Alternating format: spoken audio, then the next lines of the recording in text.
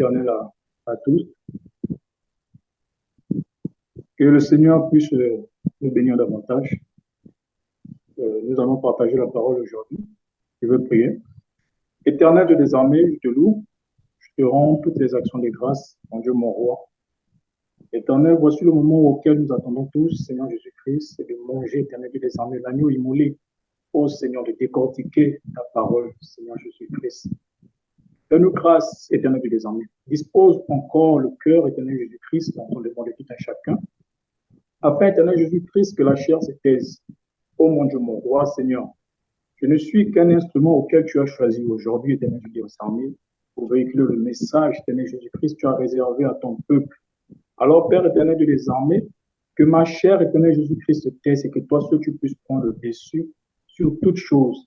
Alors, Père éternel de mon roi, je te confie encore ce moment en tes saintes mains. Sois béni, sois élevé, ainsi nous avons prié, je dis. Amen. Amen. Donc, mes bien-aimés, aujourd'hui, nous allons voir un passage biblique. Nous sommes dans le livre de Ésaïe 55, au verset 10. On va comprendre que signifie réellement ce verset. Je ne sais pas si le frère Roland, il est là. Le frère Roland, tu peux m'aider dans la lecture, s'il te plaît?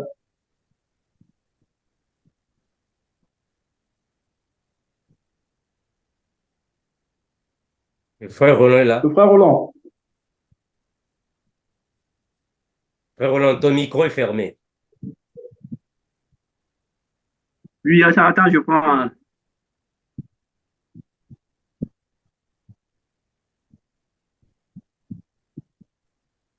Ésaïe 55. Oui, Ésaïe 55, verset 10 à 11. Verset 10.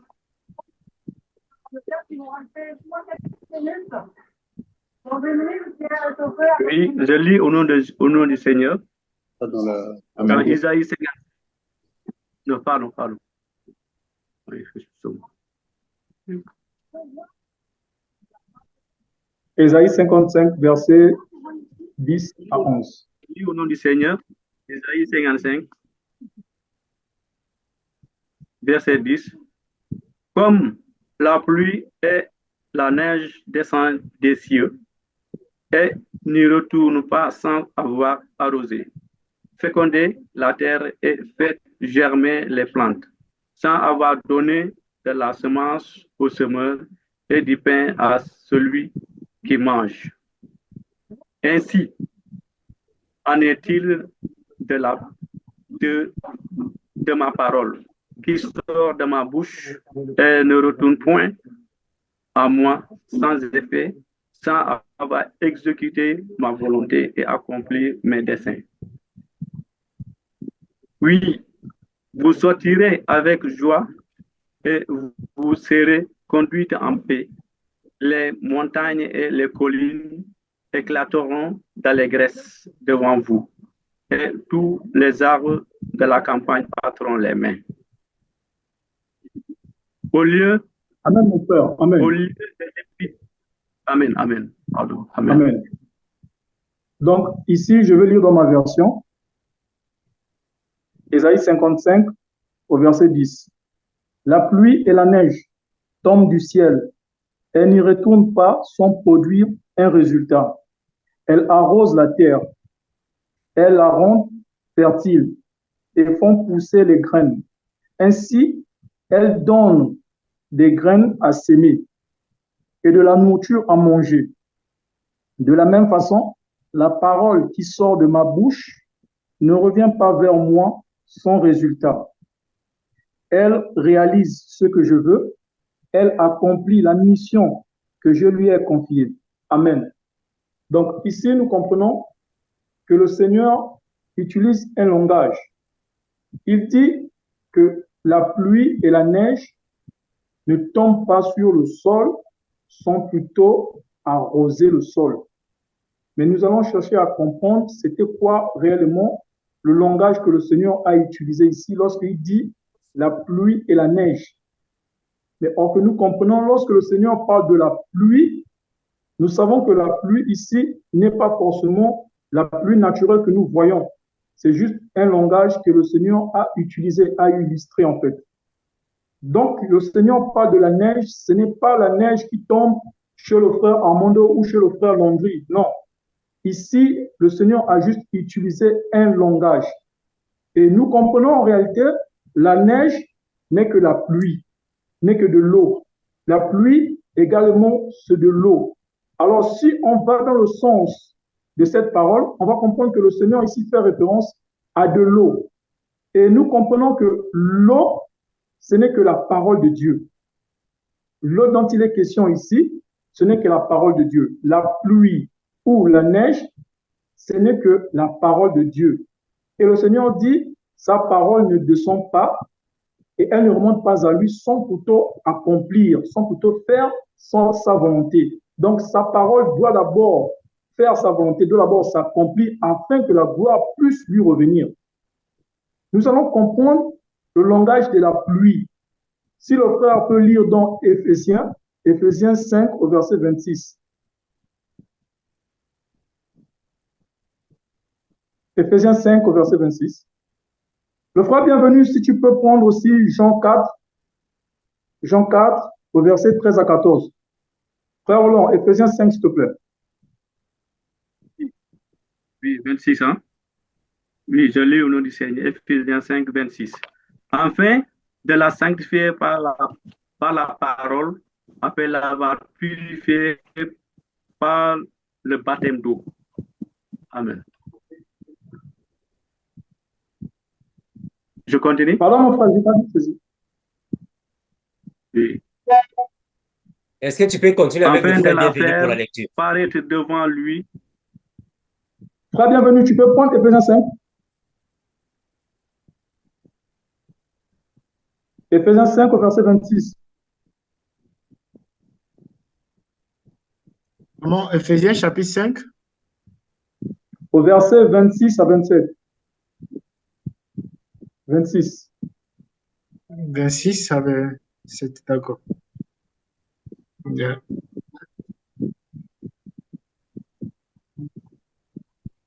Ok, Éphésiens chapitre 5, le verset 26, 26. verset 27, qui dit afin qu'elle soit sainte, il l'a répandue pure par l'eau et par la parole. Le Amen, mon frère. verset. C'est bon, mon frère. Oui. Donc, ici, nous comprenons que la parole, c'est de l'eau. Lorsque le Seigneur parle de l'eau, ce n'est pas forcément l'eau que nous buvons ou l'eau que nous utilisons pour nous laver. Non. Ici, la parole, le Seigneur utilise ce langage-là de la pluie comme étant sa parole. La neige comme étant sa parole qui est de l'eau. C'est la même chose que le Seigneur dit à la femme samaritaine au puits de Jacob, que l'eau que je vous donne, l'eau que je veux te donner, si tu bois de cette eau, tu n'auras plus jamais soif. Or que le Seigneur voulait dire à cette femme que la parole que je veux te donner, tu n'aurais plus jamais soif. Et si tu prends de cette parole, tu n'aurais plus jamais soif. Donc, la neige ou la pluie que nous voyons dans le livre d'Ésaïe 55, le Seigneur veut juste nous faire comprendre que c'est la parole qu'il parle. C'est de sa parole dont il est question. Donc ici, quand le Seigneur dit que quand elle tombe sur la terre, donc nous allons comprendre la terre ici, ce sont que des personnes qui n'ont pas encore reçu le Seigneur Jésus-Christ. C'est la terre ici représente des personnes qui n'ont pas encore la sémence du Père, qui n'ont pas encore la parole de Dieu. Raison pour laquelle Jean-Baptiste va dire, je suis la voix de celui qui crie dans le désert. Or que le désert, c'est une foule de personnes qui n'ont pas encore la sémence du Père, des personnes qui n'ont pas encore reçu l'eau de la parole du Seigneur Jésus-Christ. C'est ça que le Seigneur voulait nous faire comprendre ici. Donc, lorsque sa parole descend, elle doit d'abord purifier des personnes qui n'ont pas encore reçu le Seigneur Jésus-Christ. Donc, quand le Seigneur parle de la terre, ici la terre, nous fait allusion des personnes qui n'ont pas encore le Seigneur Jésus-Christ en eux, des personnes qui n'ont pas encore reçu la parole de Dieu, des personnes qui sont à la recherche de la parole du Seigneur Jésus-Christ. Le frère bienvenu va prendre Jean 5.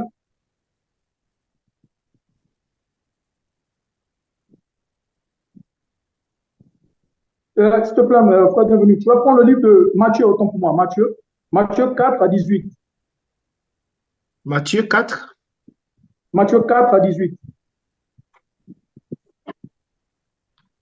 Matthieu chapitre 4, Au verset 18 à 19. 18 à 19. Ok. Matthieu chapitre 4, le verset 18 au verset 19. Amen. Jésus marcha au bord du lac de Galilée. Il voit deux frères, Simon, qu'on appelle Pierre, et André, son frère. Ce sont des pêcheurs et ils sont en train de jeter un filet dans le lac. Je continue. Oui, mon frère. Le verset 19, Jésus leur dit, venez avec moi et je ferai de vous des pêcheurs d'hommes. Amen. Amen. Donc, ici, nous voyons que c'est le Seigneur Jésus-Christ sur le lac de Galilée qui va voir le frère Pierre avec son frère, qui va leur demander de suivre le Seigneur, de lui suivre. Parce que là, eux, ils étaient en train de pêcher. Ils étaient en train de pêcher du poisson. Mais le Seigneur Jésus-Christ va leur demander de lui suivre. Mais cette fois-ci, ils ne vont plus pêcher des poissons, mais ils vont pêcher maintenant des hommes. Donc là encore, nous comprenons que c'est une pluie qui tombe sur une terre aride. Mais avant tout d'abord, on peut comprendre, le Seigneur Jésus-Christ n'est pas arrivé au lac de Galilée en vain.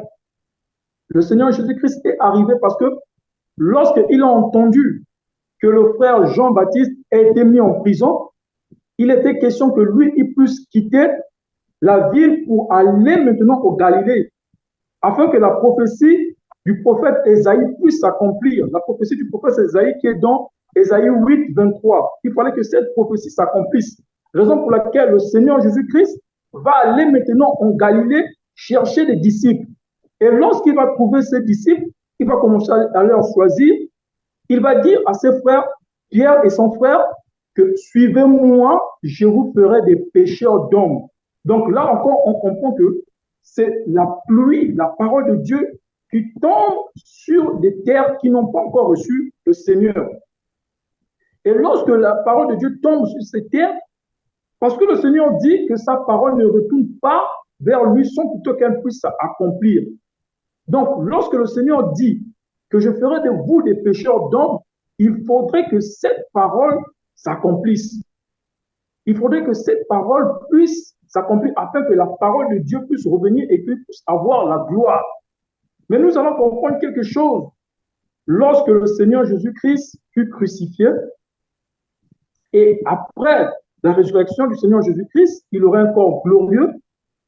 Durant les 40 jours qu'il va passer sur la terre avec le corps glorieux, il va faire des apparitions à ses disciples. Il va apparaître à ses disciples en plusieurs lieux. Et plusieurs personnes l'ont vu. Mais le Seigneur Jésus-Christ va dire quelque chose qu'il ne va pas oublier. Parce qu'il dit, je ferai de vous des pêcheurs d'hommes. Mais le Seigneur n'a pas oublié cette parole. Il est derrière sa parole afin qu'elle puisse s'accomplir. Le Seigneur n'a pas oublié cette parole. Et alors Pierre, à ce temps, il va vouloir aller pêcher. Il sera avec Zébédée et les autres. Le frère Pierre va demander d'aller pêcher. Le frère Thomas et les autres vont lui dire, nous te suivons. Ils vont aller toujours au même lieu où le Seigneur les avait rencontrés, au lac de Galilée, à Capernaum. C'est là maintenant que le Seigneur va les apparaître. Parce que là, ils étaient en train de pêcher. Ils étaient en train de pêcher, c'était durant la nuit. Ils ont pêché toute la nuit. Ils n'ont pas attrapé du poisson, ils n'ont pas eu du poisson. Mais lorsque le Seigneur va venir au petit matin, le Seigneur va dire quelque chose que eux ils ne vont pas comprendre. Mais ce geste-là signifiait quelque chose. Lorsque le Seigneur va leur demander, mes enfants, avez-vous du poisson? Ils diront non. Alors le Seigneur va leur dire, jetez le filet du côté droit. Mais pourquoi le Seigneur va leur demander de jeter le filet du côté droit? C'est parce que lorsque eux, ils tentent de pêcher durant la nuit, ils n'avaient pas encore de poissons. Or, nous comprenons que les disciples n'étaient pas encore affranchis. Ils n'avaient pas encore la parole vraiment assise en eux. Ils avaient encore une partie de la chair en eux. Mais il fallait que le Seigneur Jésus-Christ puisse venir les affranchir. Si le frère bienvenu peut lire dans le livre de Jean 21, Jean 21,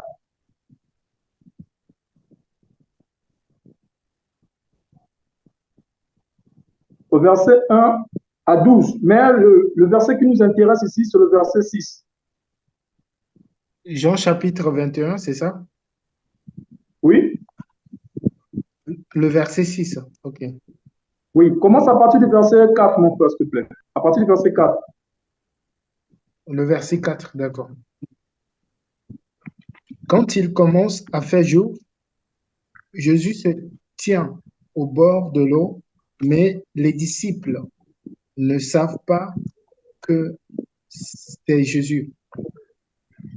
Jésus leur dit, « Hey, les enfants, est-ce que vous avez du poisson? » Ils lui répondent, « Non. » Jésus leur dit, « Jetez le filet à droite de la barque et vous trouverez. » Ils le jettent et ils prennent tellement de poissons qu'ils ne peuvent plus tirer le filet de l'eau.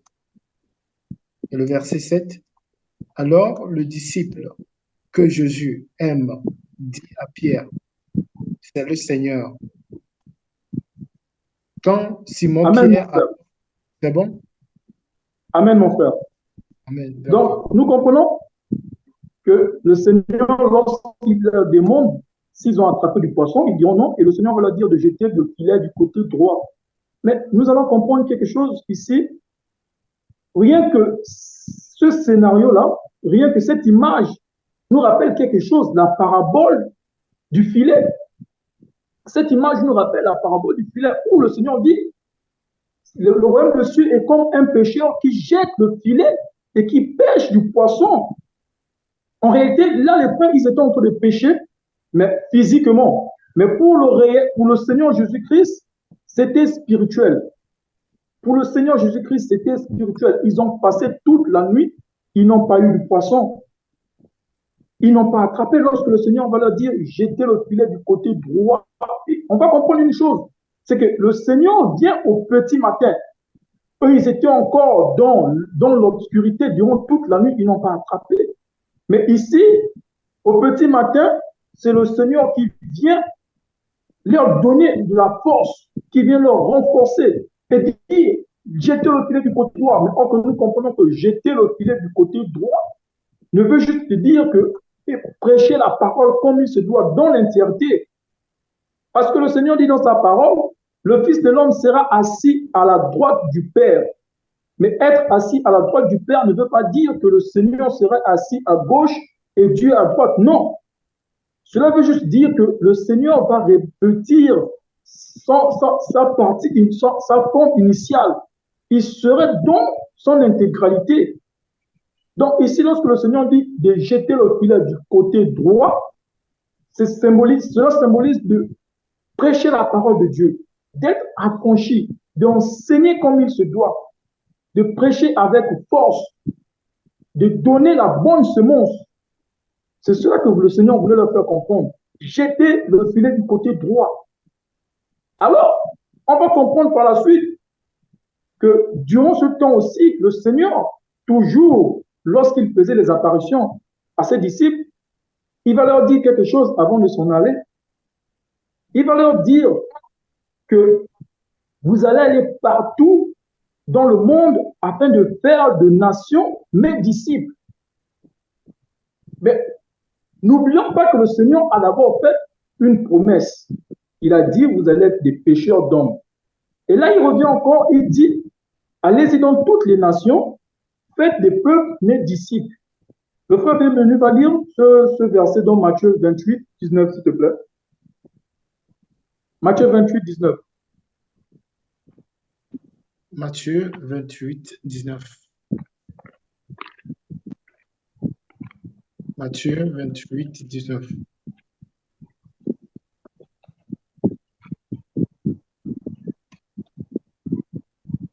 Alors, je lis dans le nom de Jésus, la parole de Amen. Dieu dit,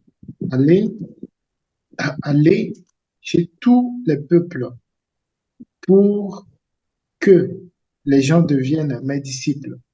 Baptisez-les au nom du Père, du Fils et du Saint-Esprit. Ça, c'est la parole de vie. Je vais lire dans la version seconde. Alors, allez donc, faites de toutes les nations des disciples, baptisez-les au nom du Père, du Fils et du Saint-Esprit. Amen. Amen, mon frère. Et là, nous comprenons que c'est une recommandation du Seigneur. Là, une fois encore, on va dire que c'est la pluie qui tombe encore sur les disciples. Parce que là, le Seigneur dit quelque chose. Et il faudrait que cette parole s'accomplisse. Donc, lorsque le Seigneur leur dit, allez dans tous les peuples, allez dans toute la planète, faites du peuple mes disciples, c'est juste leur dire que allez-y pêcher les poissons. Parce que le Seigneur a dit que je ferai de vous des pêcheurs d'hommes. Le Seigneur est juste en train de leur dire la même chose qu'il avait dit au début dans Matthieu 4. Là, le Seigneur répète la même chose. Allez-y pêcher des poissons. Mais on va comprendre quelque chose, c'est que lorsque le Seigneur leur demande d'aller vers les nations, pêcher, faire des nations ses disciples, mais il faudrait qu'ils soient accompagnés, il faudrait que les disciples du Seigneur soient accompagnés, parce que là, le Seigneur va partir, va monter. Et lorsque le Seigneur va monter, il va dire aux disciples que je vais auprès du Père, mais je ne vous laisse pas seul. Je prierai le Père afin que le Père puisse vous envoyer le consolateur, l'esprit de vérité. Donc, je ne vous laisse pas orphelin. Et le Seigneur dit, il est mieux pour moi que je m'en aille afin que lui, il puisse venir. Donc, le Seigneur va juste changer de forme.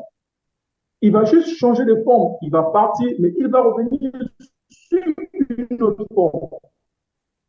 Et c'est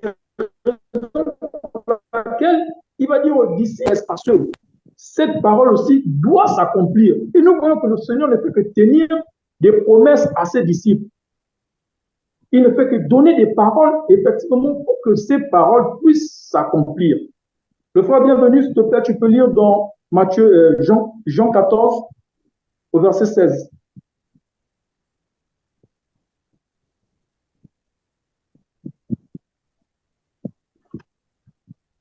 Jean 14, verset 16, s'il te plaît.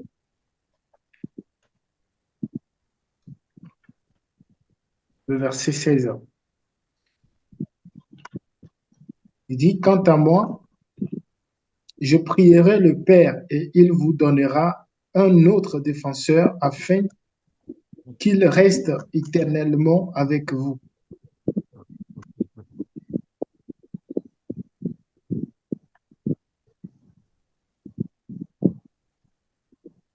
Amen, mon frère. Donc, le Seigneur dit, il priera le Père, il va vous envoyer le consolateur afin qu'il reste éternellement avec vous. Mais lorsque les disciples, ils étaient avec le Seigneur va leur promettre l'Esprit Saint, le consolateur. Mais les disciples vont attendre cette parole. Parce qu'après que le Seigneur soit enlevé, les disciples, ils vont rester ensemble. Mais avant ça, le Seigneur va leur dire encore quelque chose. Il leur dirait, ne vous déplacez pas. Restez groupés afin que cette parole puisse s'accomplir. Parce que quelle était la parole qui devait s'accomplir? C'était qu'il devait recevoir le Saint-Esprit. Il devait recevoir le Saint-Esprit. Le Seigneur va leur dire, de ne pas quitter Jérusalem. De ne pas quitter Jérusalem. Il faudrait attendre que cette parole s'accomplisse. Et les disciples vont obéir à la parole du Seigneur. Ils vont rester à Jérusalem. Et lorsqu'ils vont rester à Jérusalem, au moment de la Pentecôte, nous allons voir que là commencent à s'accomplir les paroles du Seigneur. Les paroles que le Seigneur les avait dites au départ, ça commence à prendre vie, ça commence à s'accomplir. L'eau que le Seigneur déversait sur le sol, ce sol commençait déjà à donner des fruits.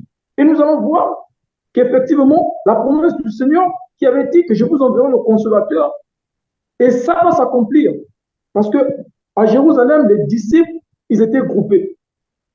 Ils attendaient le consolateur que le Seigneur les avait promis. Le frère, bienvenue, s'il te plaît, tu peux lire Acte 1 au verset 3 à 5, s'il te plaît.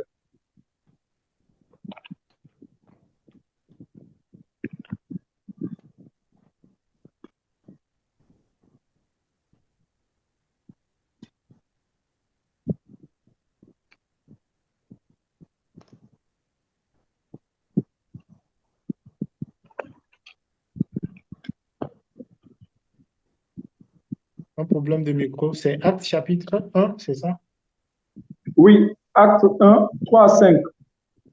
3 à 5, d'accord. Acte chapitre 1, le verset 3 au verset 5. Après sa mort, Jésus se présente à ses apôtres et il leur prouve de plusieurs façons qu'il est bien vivant. Pendant 40 jours, il se montre à eux et il leur parle du royaume de Dieu.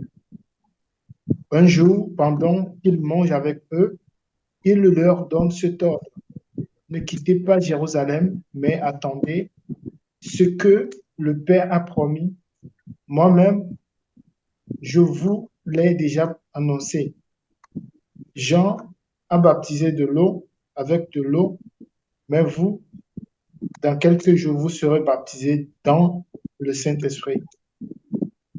Amen. Amen, mon frère. Donc là, nous voyons que c'est le Seigneur qui leur demande de ne pas quitter Jérusalem, de rester groupés afin d'attendre ce que le Seigneur a promis, afin d'attendre le Saint-Esprit. Et nous allons voir, effectivement, les apôtres ne vont pas quitter Jérusalem. Ils vont rester groupés, ils vont patienter la venue du Saint-Esprit. Et lorsque les apôtres vont patienter la venue du Saint-Esprit, parce que le Seigneur a dit qu'il est derrière sa parole afin qu'elle puisse s'accomplir. Mais nous sachons que le Seigneur a dit de ne pas partir, de ne pas vous éloigner, de rester là. Et effectivement, ils vont obéir à cette parole. Et pendant la Pentecôte, nous allons voir que la parole que le Seigneur, la promesse du Seigneur va effectivement s'accomplir. La promesse du Seigneur va s'accomplir dans Acte 2, au verset 1 à 4, s'il te plaît, le frère bienvenu. Acte 2, au verset 1 à 4.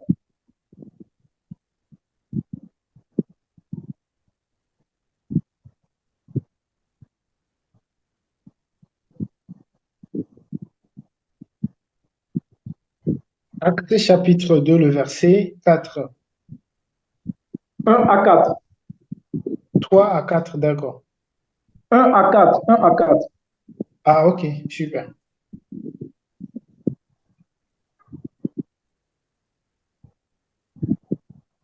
Acte chapitre 2, le verset 1 à 4. Quand le jour de la Pentecôte arrive, les croyants sont réunis tous ensemble au même endroit. Tout à coup, un bruit vient du ciel. C'est comme le souffle d'un violent coup de vent. Le bruit remplit toute la maison où ils sont assis. Alors, ils voient paraître des langues comme des langues de feu. Elles se séparent et se posent sur chacun d'eux. Le verset 4, tous sont remplis de l'Esprit Saint et ils se mettent à parler d'autres langues. C'est l'Esprit qui leur donne de faire cela. Amen. Amen, mon frère. Donc, là, nous voyons clairement que lorsque le Seigneur les avait promis cette parole du Saint-Esprit, effectivement, elle s'est accomplie. Alors, lorsque les frères vont recevoir, les apôtres vont recevoir le Saint-Esprit, ils vont commencer à parler de diverses langues. Mais les gens qui étaient aux alentours, qui étaient venus célébrer la fête de la Pentecôte, ils vont commencer à insulter les apôtres. Mais que cet homme, ils sont ivres. Comment ça se fait-il qu'ils parlent des dialectes que nous entendons? Et plutôt, ceux qui étaient aux alentours n'étaient pas tous des Juifs. Il y avait des gens qui étaient revenus de d'autres pays, d'autres communautés. Mais lorsque les apôtres parlaient, eux, ils écoutaient ce que les apôtres disaient. Et c'est par là que le frère Pierre va prendre la parole en leur expliquant que non, nous ne sommes pas ivres. Il est encore 3 heures du matin. C'est encore très tôt pour que nous soyons ivres. Or que nous sommes remplis de la gloire du Seigneur, nous sommes remplis du Saint-Esprit. Mais Pierre, ce qu'il est en train de faire actuellement avec les autres disciples, ils étaient maintenant en train d'accomplir la parole de Dieu de Matthieu 4 à 18, que je ferai de vous des pécheurs d'hommes.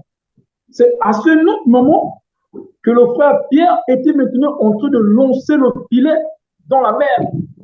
Le frère Pierre était maintenant en train de lancer le filet dans le lac de Galilée. Le frère Pierre était en train de pêcher parce que la parole, la pluie est descendue, elle a nourri le sol et maintenant le sol est en train de produire des fruits. Et c'est ce que nous sommes en train de voir avec le frère Pierre qui va commencer à prendre la parole et à parler des merveilles du Seigneur. Et lorsque le frère Pierre va parler des merveilles du Seigneur, nous allons comprendre que ils vont pêcher des poissons. Ils vont pêcher des poissons. Comme nous avons vu lorsqu'ils étaient encore à Galilée, lorsqu'ils ont pêché dans le noir et lorsque le Seigneur les a dit pêcher des poissons, lancer du filet du côté droit, ils ont pêché une centaine de poissons, près de 153 gros poissons. Mais là-bas, c'était encore physique. Mais ici, maintenant, dans Actes, nous voyons que la parole de Dieu en train de s'accomplir, c'est de la manière spirituelle dont le Seigneur les avait parlé. L'autre côté, c'était encore physique. Et ici, nous voyons que c'est déjà spirituel. La parole de Dieu doit toutefois s'accomplir. Dès que le Seigneur dit quelque chose, il est derrière cette parole. Le frère bienvenu va lire Acte 2, 37 à 41, s'il te plaît.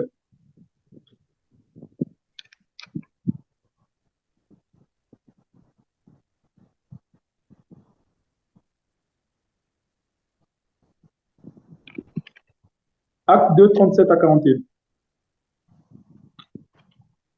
Acte chapitre 2, le verset 37 à 41.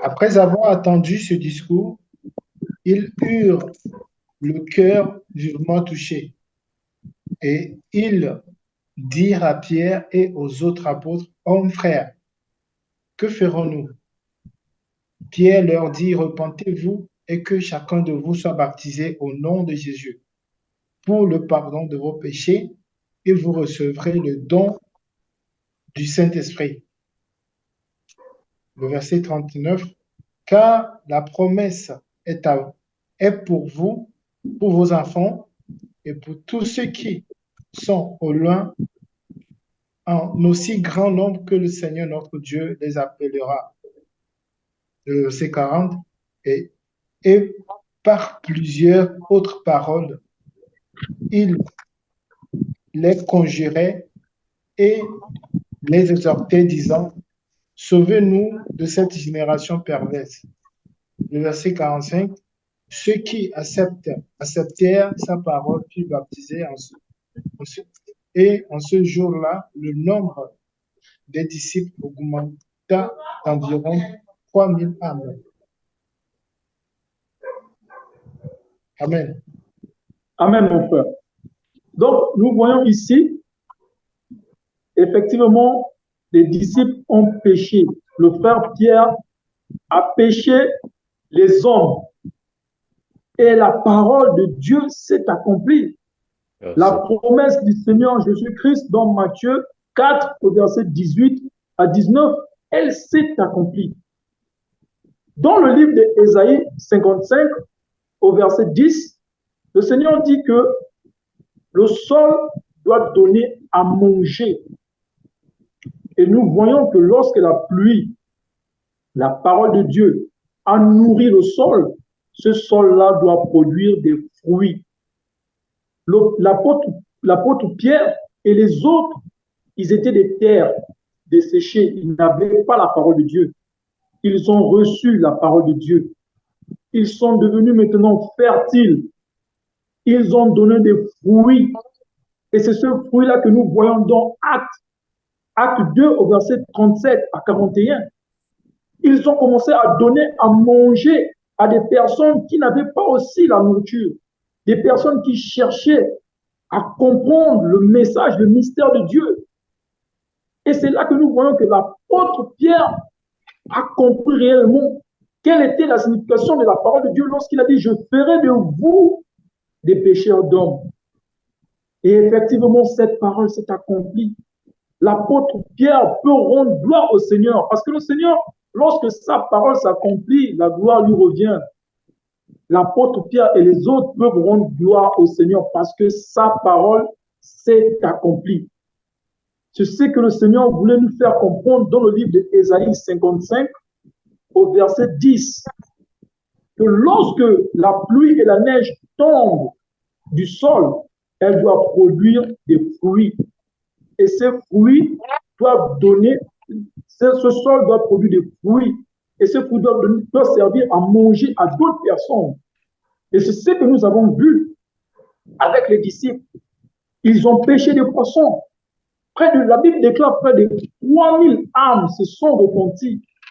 Ils sont devenus des croyants. Ils ont écouté la parole du Seigneur à travers une terre qui était desséchée, qui n'est que l'apôtre Pierre et les autres. Lorsqu'ils ont reçu la parole du Seigneur, eux aussi, en retour, il faudrait qu'ils soient des terres qui vont produire des fruits. Donc, nous bénissons le Seigneur vraiment pour cet enseignement, que le nom du Seigneur soit glorifié. Parce que lorsque le Seigneur dit quelque chose, le Seigneur dit qu'il est derrière sa parole pour qu'elle puisse s'accomplir. Donc, durant tout ce temps, le Seigneur était seulement derrière sa parole. Malgré le langage qu'il utilisait, malgré les méthodes, le Seigneur n'avait pas oublié. Il était toujours derrière sa parole. Il les a promis le Saint-Esprit s'est manifesté. Il les a promis d'être les pécheurs d'hommes. Effectivement, ils ont péché des âmes. Et nous avons vu cela. Gloire soit rendue au Seigneur Jésus-Christ qui est toujours derrière sa parole afin que cette parole puisse s'accomplir. Je m'arrête par là, nous allons prier. Éternel Dieu des armées, nous te rendons toutes les actions de grâce, Père Céleste, parce que tu es l'alpha et tu es l'oméga. Merci encore, Éternel Jésus-Christ, pour ce message, Éternel Dieu des armées, que tu as choisi. Tu as disposé le cœur de tout un chacun afin que nous puissions écouter, Éternel Jésus, mon roi, attentivement la parole, Éternel Jésus-Christ. Cette pluie qui est descendue, Éternel Dieu des armées, sur une terre desséchée. Et cette terre desséchée, Éternel Jésus-Christ, qui a reçu l'eau de la parole, Éternel Dieu des armées. Oh mon Dieu, mon roi, nous disons merci, afin que nous qui avons reçu cette eau, nous puissions produire, Éternel Jésus-Christ, de fruits. Nous puissions donner aussi à manger aux autres, Éternel Dieu des armées. Que ton nom soit glorifié, Éternel Jésus-Christ. Que cette parole, Éternel Dieu des armées, nous la gardons et nous la pratiquons sévèrement. Sois béni, sois élevé, Éternel Jésus-Christ. Ainsi je prie et je dis Amen.